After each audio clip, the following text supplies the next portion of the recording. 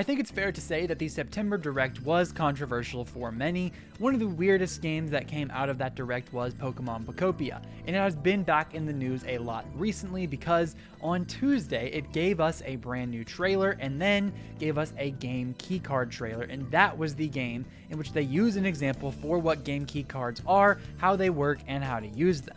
Pokemon Popia then got a 10-minute overview type trailer showing us a ton about this game, what we are going to expect, how the gameplay is going to work, and hinted at a bunch of different features at the very end of that trailer with the brand new Pokemon that I have never seen before, something that looks like a ghost Pikachu. That's insane.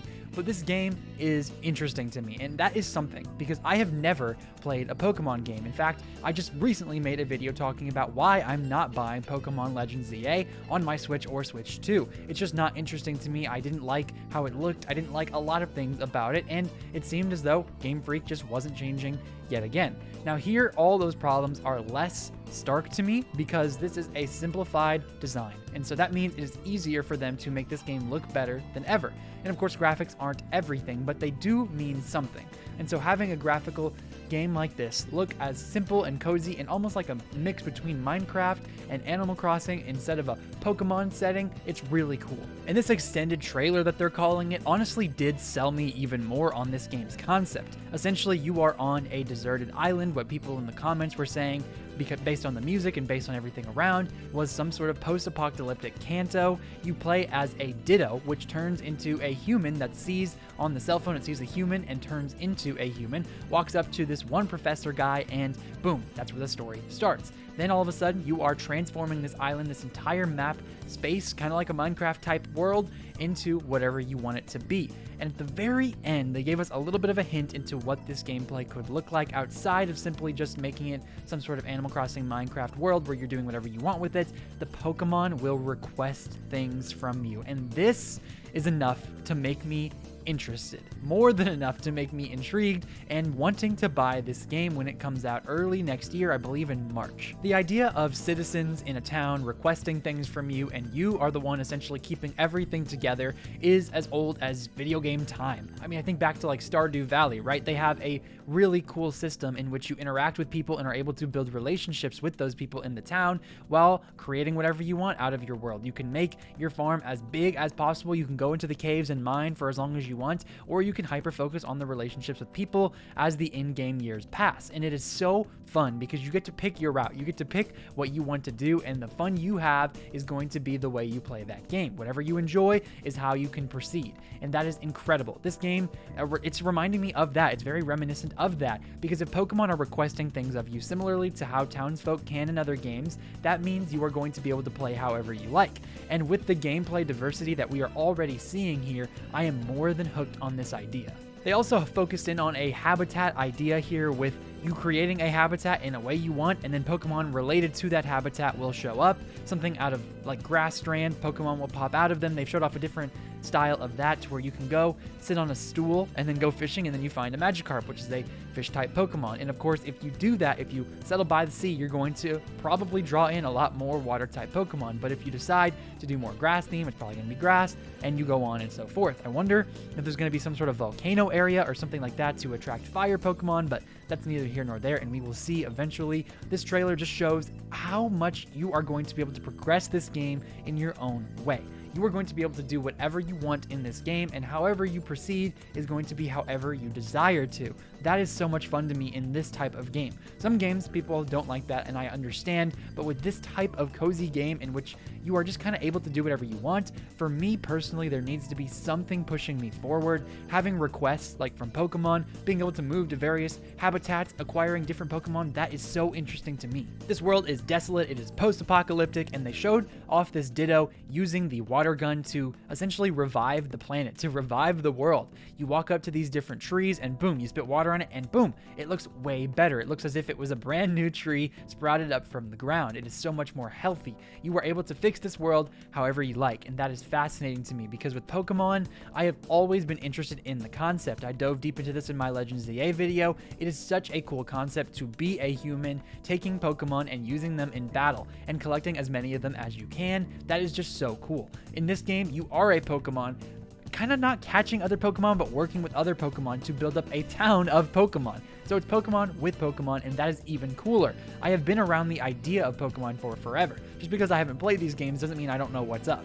Another thing about this world is that it seems to be very much alive, with the Pokemon that they hinted at the very end, like the Moss Snorlax looking thing, the Ghost Pikachu, the guy who was painting on that tablet. It was so interesting to me to see even further into that direct earlier on with the requests. You could see like this huge rock Pokemon stuck in this big cave, and you would have to traverse the world to be able to find him. If you have a other Pokemon, this water type Pokemon who wants to get to the sea, you're gonna have to escort him to that area, which means there's probably going to be some sort of danger. There's probably going to be something that you have to escort him past. And that is so interesting to me. I just love the idea of walking around this world and all of a sudden there's a Pokemon trapped and I have to help him, and then he'll join my town or he'll go off and do whatever he wants. And then maybe I'll encounter him later on in my playthrough. It's great. This world already feels so alive. It doesn't feel useless like some of these other cozy games in which I'm running around and there's really no purpose outside of me just doing what I want to do. And that is somewhat of an appeal, like for Stardew Valley. You go out there and you just have a good time. It is just satisfying to make these crops and then to earn money from those crops and then buy stuff. And I think there is going to be somewhat of a rewarding loop in Pokemon Popia as well. They also lean very well into this cozy game style because you were able to essentially customize your Ditto, your character, your avatar, however you like. They're changing up the outfits, you're changing up the skin tone, the hair, everything you like about this person can become yours. And then this professor guy is apparently going to be there all the way with you. You are initially encountering him at the very beginning of the game. He's like, oh my goodness, it's been so long since I've seen a human, since I've seen a Pokemon, and now here you are. I'm so excited. And then you have an interpreter because you can't understand what this Pokemon is saying. So I don't know if that narrator from the trailer is going to be in the actual game itself. That would honestly be really fun. And it would be what? The first example of voice acting in a Pokemon game? That's crazy. But still, this is a fascinating title to me. It looks amazing and I cannot wait to get my hands on it in March. I think this is going to be my first ever Pokemon game, and it's hilarious. Like, of all the games to get in, this is the one I'm picking. So that's all well and good. This game looks phenomenal. I'm getting into it for the first time. Cool. Who cares, right? I care, but I am going to get this game. Now, what is the problem with this game? Why is it that not everyone seems to be as excited as I am and no one is talking about this game in a positive light? Well, I alluded to it earlier. This game is going to be a game keycard, and there is huge controversy around this. So let's talk about it. I've already talked about game keycards a little bit on my channel before in somewhat of a news compilation, and that video was not extremely well received. It was about a 50-50 like to dislike ratio. I am going to break down what game keycards are right here before I get into my opinions on them and we begin to talk about Pokemon Popia as a whole, why this might be, and why I do not believe Nintendo is going to be using game keycards for their first-party games moving forward. So first, what are game keycards? Essentially, they are digital games in a physical case. So you're buying a physical game and you are essentially getting a digital release. This is not new to the gaming industry. In fact, this has been happening since the PS4 era, I believe. You could go to the store, you would buy a disc, and then you put the disc in your console, and then you have to download the data. The only thing new here to Nintendo is that, one, they'd never done this before because all of their past discs and hardware and cartridges that they had used did not need as much space to put their games on the console, since one, they are huge compression masters. They know exactly how to get their games as small as possible in terms of file size, and two, their consoles have never been top of the line. They have never been focused on power prior to the Nintendo Switch 2. So they didn't have to worry about all these different sizes. People would just do what they did. So why does Nintendo use game key cards, and why are people so upset about it? Well, first of all, they use game key cards because if you want, as a developer, to push an entire game onto a cartridge, your only option was a 64 gigabyte card. That was the biggest file size that they could give you.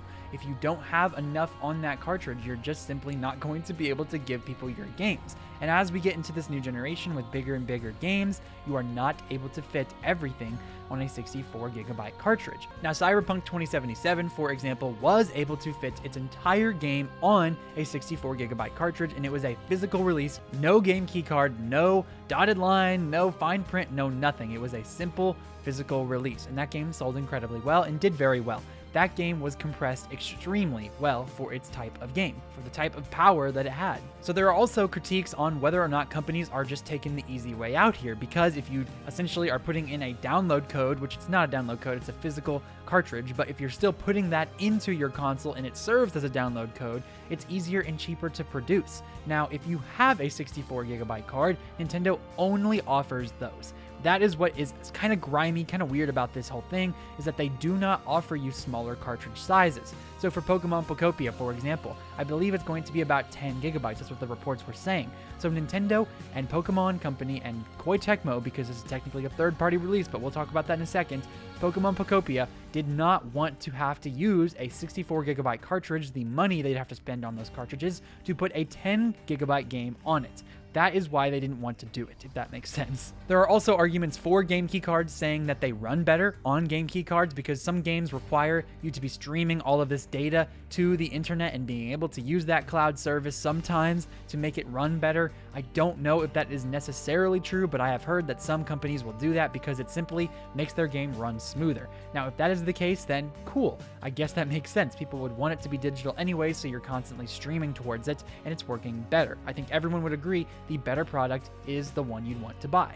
But what makes everybody so angry here is the game keycard debacle to begin with. If you're buying a physical game and it's essentially not physical, it's essentially a digital game, you're not buying anything physical. And in 20, 30, 40 years from now, when the Switch shuts down and its servers shut down and you accidentally deleted the game off your console or something like that for storage, you're never going to be able to re-download it because it's not physical. It's not yours. You don't truly own it. Physical versus digital media has been a hot topic for as long as I have been alive. Essentially, in the 2000s, when everything started to get more and more online, and now here we are in 2025, almost 2026, people prefer physical media, and that has always been something that we have strove for as Nintendo fans. Nintendo has been the exclusive physical company. They have pushed boundaries in not making everything digital. They have given us so many physical releases, and nothing like discs like Sony releases don't have the physical game on it. They have not done anything like that thus far. So now with game key cards, it's just another reason to be mad at Nintendo if you don't like this new direction, because it's essentially selling these fans, it's telling these people, we don't care what you think, we're just going to do what we want to do to make money, goodbye. That's how they receive it, and that's why it's such a maddening topic. If you're watching this video, you probably have already made up your mind on whether or not game key cards are the best thing in the world or the worst thing in the world. I'm not here to change that. What I will say though is if you do have an opinion, go down in the comments and tell me what it is and why. Help me understand why I should hate game key cards as much as you do, or why I should agree with it as much as you do, because game key cards are something that I don't personally care too much about. It would be great if everything was physical. I do agree with that aspect of it, but what we're kind of looking at here is 40 years down the road when we're not able to use our Switches anymore. That's the only outcome I can see this being totally negative on. And of course, moving into a digital generation where you don't truly own anything, that's the biggest argument I have seen. I don't like that either. I would prefer that we own the things that we buy and not have our companies be able to pull them away from us at any time. Concord, for example, people who bought Concord, if you literally bought it digitally or physically, you were not able to play that game anymore. They made it to where you did not own it anymore. But that's kind of where we're at in the industry, and I don't like that at all, but that's just simply where we sit. Nintendo does not do that though. Nintendo doesn't make it to where you don't own your games. If you buy a physical game, you own it. All of their first-party games thus far have not been game key cards, and they even said that they weren't going to make any of them game key cards. Now, here is the difference between Nintendo and the Pokemon Company. That's it. That's the difference. They're different companies. Pokemon Company does not work for Nintendo or under Nintendo. They simply only exclusively produce games for Nintendo products and for Nintendo consoles. And not only is Pokemon and Nintendo completely separate, and that explains why the Pokemon games have looked as bad as they are, been as buggy as they are, ran as poorly as they have, it makes even more sense when we look at this and we see Game Freak did develop this in some part, but Koei Tecmo, a third-party studio, also worked on this game. So it's not just Nintendo here, it's Nintendo, and then under them is the Pokemon Company working on this game without Nintendo helping them. Then we have themselves Koei Tecmo working underneath the Pokemon Company, doing whatever the Pokemon Company tells them probably in terms of creative direction and helping with this development process. But at the end of the day, this is a Nintendo published game. That's what people are saying, and I will agree with that. Of course, it's a Nintendo published game. And I'm not excusing it being a game keycard because it is a Nintendo published game. At the end of the day, if Nintendo didn't want any of their first party stuff, any of their stuff in-house published by them to be game keycards, they would say, no, we're not doing that. But here they are saying it's fine. That doesn't set a precedent in my opinion. This is just a one-off from the Pokemon Company and from Koei Tecmo. We don't need to worry about future games from Nintendo, first-party studios, EPD Nintendo, being game keycards. We just don't, at least not for this generation, and I don't think for future generations, but we'll see when we get there. We'll see. With the Pokemon Company, I can't confirm one way or another. I just don't know if they're going to do what's best for us or for them. And if we have to wonder if what's best for them or what's best for us, they're probably going to pick what's best for them, aren't they? So as we move forward, the Pokemon Company will probably be as scummy as ever, and they may potentially give us game key cards for their next generation games. But we don't know. We can't know for certain. So let's not go overboard here. Let's not blow up the whole chat here and talk about how upsetting it is, because it can be upsetting to many, but it's not as big of a deal as I think many are making it out to be. It's simply the Pokemon Company being the Pokemon Company yet again. So please, if I was able to not get any of this correctly, let me know. Tell me your thoughts down below. Tell me everything that you think below. I want to know what your opinions are in this and what Pokemon Popia looks like to you.